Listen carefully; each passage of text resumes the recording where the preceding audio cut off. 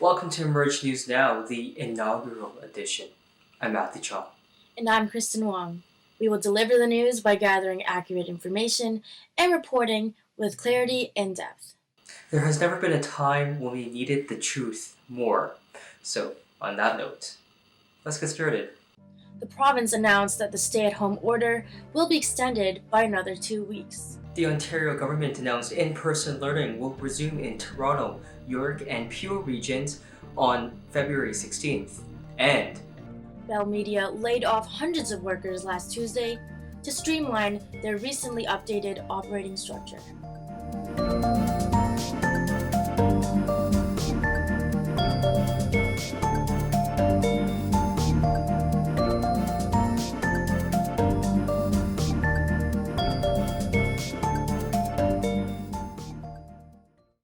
thanks very much for joining us. Well, we begin with the Ontario government's announcement extending the stay at home order for most of the province. Premier Doug Ford made the announcement at Queen's Park on Monday. The stay at home order will stay in effect in Toronto, Peel region, and York region until at least February 22nd. That's just 2 weeks from now. During the press conference, Ford said, quote, "The measures are working. Staying home is saving lives," adding, "It's still up to each one of us because we're not out of the woods yet. I'm still concerned about these variants. We can't let our guard down now." The province also announced that students in schools in Toronto, York Region, and Peel Region will be back in classrooms on February 16th. All students in Ontario were learning remotely beginning in January as part of the province-wide lockdown. With the province taking a staggered approach, schools in Northern Ontario were the first to allow students back inside the classrooms, while students in the Windsor and Hamilton regions went back to school this past Monday. Education Minister Stephen Lecce said the government is taking a number of steps to enhance safety in schools, including stringent screening for high schoolers and asymptomatic testing across the province. Last Wednesday, Toronto City Council voted to extend the city's mandatory mask and social distancing bylaw for another 4 months. The temporary bylaw requires every person to wear a mask or face covering in all public settings and common areas in the residential buildings. In a news release on the City of Toronto's website, Toronto Mayor John Tory said, quote, "We are committed to doing everything we can as a city government to fight COVID-19 and help save lives during the pandemic. These bylaws were put in place based on public health advice to help stop the spread of the virus." Adding, quote, "Toronto Public Health has made it clear these bylaws should be extended to encourage people to continue to follow public health measures that will help keep them safe over the coming months. The bylaw will now be in place until at least the beginning of June. Ottawa, Kingston, and Peterborough will be going back into the color-coded restrictions. Regions in the grey lockdown zone will be able to shop in person again. Now that means that supermarkets can only be at 50% capacity and 25% in retail stores. Opening in 1985, the Scarborough RT was only supposed to operate for 25 years. 36 years later, it seems the line is way past its prime. With frequent breakdowns, the TTC says the only option is to shut it down in 2023. They are recommending Line 3 be replaced with shuttle buses in 2023, until at least 2030, when the Scarborough subway extension opens 7 years later. Councillor Paul Ainsley, who represents Scarborough Guildwood, tweeted a response saying, "People will be riding buses for at least 7 years while they wait for a Scarborough subway extension, if it arrives on time, as I have told people before. The report will be reviewed by the TTC board during their virtual meeting on February 10th. Toronto City Council also voted in favor of redesigning Yonge Street from Collins Street to Queen Street. City Council voted 21 to 5 in favor of the Young Tomorrow plan, which could see reduced lanes for vehicles, instead having wider sidewalks, more bike lanes, and public art. The city is mandated to replace a water main that is more than 100 years old and sits underneath Yonge Street.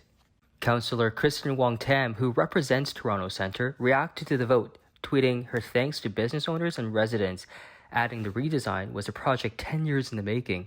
Construction on the project is not expected to begin for at least a couple of years. Bell Media laid off 210 workers on February 2nd across multiple newsrooms in Ontario and Quebec. Bell Media spokesman Mark Coma said roles were cut due to the streamlining of their operating structure through programming decisions of Bell's radio brands. Unifor represents about 100 employees that were laid off, involved in Toronto television newsrooms, and were field camera operators.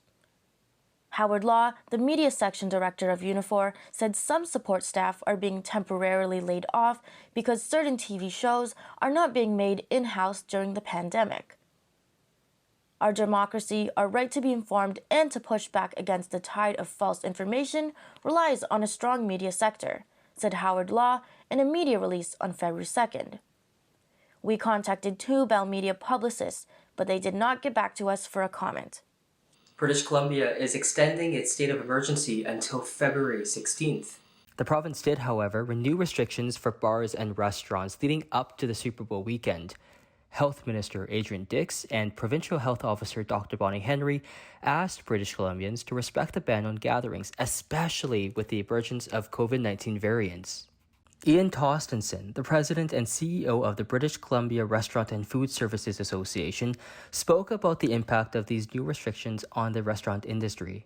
The major effect in restaurants has been a shift from in-store dining to takeout and delivery.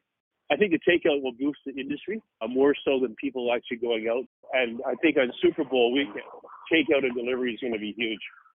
On Friday, February the 5th, Prime Minister Justin Trudeau said Canada will receive 1.9 million doses of the AstraZeneca vaccine through COVAX before the end of June. Canada is committed to making sure that the rest of the world doesn't get left behind when it comes to vaccination. That's why we are one of the world's top donors to COVAX. Karina Gold, the Minister of International Development and co-chair of the COVAX Advanced Market Commitment Engagement Group, said in a statement on January 15th. This effort to get COVID-19 vaccines out to everyone is a win for all of us. The COVAX Facility Advanced Market Commitment will support 92 lower middle and low-income economies. Canada is determined to do its part to ensure that we have a fair and equitable distribution approach for testing, future treatments, and successful vaccines. No one is safe until everyone is safe. A media relations representative from Health Canada referred us to the federal government's vaccine rollout information page. You can visit canada.ca and search up distributing vaccines to find the latest information. According to a new forecast, 84 countries will not receive COVID-19 vaccinations until at least 2024.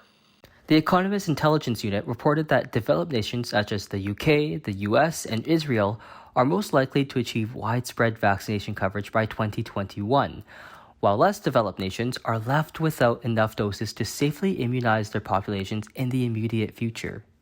Agatha Maris, the unit's global forecasting director, said that slow mass immunization rates will actively affect travel, political landscapes, and define the global economy. On February 2nd, the World Health Organization announced that breast cancer has surpassed lung cancer as the world's most common disease. With nearly 2.3 million new cases each year, breast cancer is most commonly diagnosed amongst women. WHO cancer specialist Andrew Ibalwi further noted that obesity is a common risk in detecting breast cancer. With the growing global population, Ibalwi said that cancer is expected to rise to about 30 million new cases per year in 2040 from 19.3 million in 2020. In 2019, the Canadian Cancer Society estimated that new cases of lung cancer, breast cancer, colorectal cancer, and prostate cancer amongst Canadians in 2020 would affect 225,800 people, or about 48% of new diagnoses. Denmark's proposal to construct an artificial island in the North Sea has been approved by the Danish government. The artificial island, which can power 3 million European homes, is part of Denmark's initiative to eliminate greenhouse gas emissions by nearly 70% by 2030 from levels recorded in 1990. The island will help supply green energy to homes and green hydrogen for the shipping and aviation industries and other forms of transportation. The island will be fully operational by 2033 and will be located 80 kilometers off Denmark's west coast. For this week's student athlete feature, we caught up with the talented Dina Rahal to see what she's been up to during this COVID-19 pandemic. Here's Thomas Karageorgis with the story. Dina Rahal is a fourth-year Justice Studies student at the University of Guelph Humber and is also a member of the Humber Hawks women's rugby sevens team. Since the rugby season lasts 3 months, Rahal and her team would practice 3 days a week, train up to 4 days a week, and participate in tournaments every Saturday. Since there was no season, Dina mentions how important it is to stay active during the COVID-19 pandemic. I think it's just finding productive ways and different ways to stay active, just because we're all kind of trapped inside, finding different outlets than being with the team. So lately I've been doing Zoom workouts with my team. So our high performance center has been running team sessions every week. So it's a little different working out through the camera and online, not doing the same workouts as normal, but I think that's been a really good way to stay active and still be a part of the community is a Zoom workout. During normal times, the High Performance Center was available for all Humber's student athletes to do weight and strength training. Now, coaches post their workouts on an app for their players to follow. Humber Athletics has a high performance center for the Humber athletes. So if you play on a team, we have coaches who help us with our workouts. So we've been using this app called Team Builder, and it basically has all of the workouts for you every week. You just log in, and they've been accommodating with people not having equipment. So it's a lot of body weight stuff and like cardio. So that has been a really good way that I've been keeping fit, is having that support by my coaches and kind of directing me in that way. I miss that like kickoff adrenaline. There's this feeling that you get at kickoff. It's like, oh, I'm about to tackle somewhere, or I'm about to catch this ball and like try to run. So I think I'm just missing the excitement that comes along with rugby in the community. I think the memories or all of the opportunities that athletics gives to their athletes is something that I will always hold close to me. We've had the opportunity to travel. We went to Bermuda and played in a tournament there. So that's something that I will always remember. And just kind of the environment that they have given, especially women athletes, kind of empowering women through getting strong and strength and, building this community of strong women is something that I really love being a part of. So yeah, empowerment through fitness, health and wellness has always been something really important to me, and I'm glad I can be a part of a larger community. For Emerge News Now, I'm Thomas Karageorgis. On October 4th, Interim Vice Provost and Chief Academic Officer Dr. George Bragas announced that the summer 2021 semester at the University of Guelph Humber will continue as a blended learning approach. With safety at the school's first priority, the summer semester will continually follow the guidelines of the winter 2021 semester, with a majority of classes using alternate or remote delivery formats. While a return to campus seems unlikely in the winter semester, Bragas expects that in-class learning will be available by the fall 2021 semester. When courses resume in person, the school is expected to continually implement physical distancing and class size caps as necessary. Bragas expects to formally announce the guidelines for this summer's program delivery format and internship placements during the first week of March. Detailed fall 2021 course plans will be announced in the first week of June. For more information, you can read the official announcement at www.guelphumber.ca/covid-info. Starting February 16th, the University of Guelph Humber will be hosting a Career and Employment Expo for students and alumni looking to connect with some of Canada's top employers. Here's Melissa Patrizzi, the Career Coordinator for Business and Media students at Guelph Humber, with more information on the event. So it will be a series of information sessions hosted by a number of employers about career opportunities, primarily for new grads, as well as some summer or internship opportunities. And of highlight, we have the Onyx Initiative joining us, which is an organization for to support Black talent pool through mentorship and job opportunities. So that is a great opportunity for students to learn about not necessarily specific career roles like many of our other hosts are doing, but to learn about opportunities for mentorship and career growth and opportunities down the road for internships and new grads.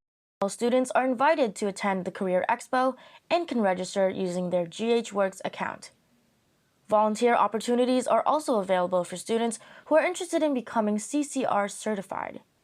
Questions about the Career Expo or volunteering can be forwarded to Career Coordinator Sandra Fazio. It's the bottom of the hour, time for the top of the news. First on the list, the province announced that the stay-at-home order will be extended for another 2 weeks. Second, as classrooms in Southern Ontario reopened for in-person learning on Monday, the Ontario government announced that in-person learning will resume in Toronto, York, and Peel on Monday, February 16th. The temporary bylaw will be in place until at least the beginning of June. And finally, Toronto City Council extended the city's mandatory mask and social distancing bylaw for another 4 weeks. And now you know the news for this week. Glad to have you in today. I'm Matt Chong. And I'm Kristen Wong. Have a great week.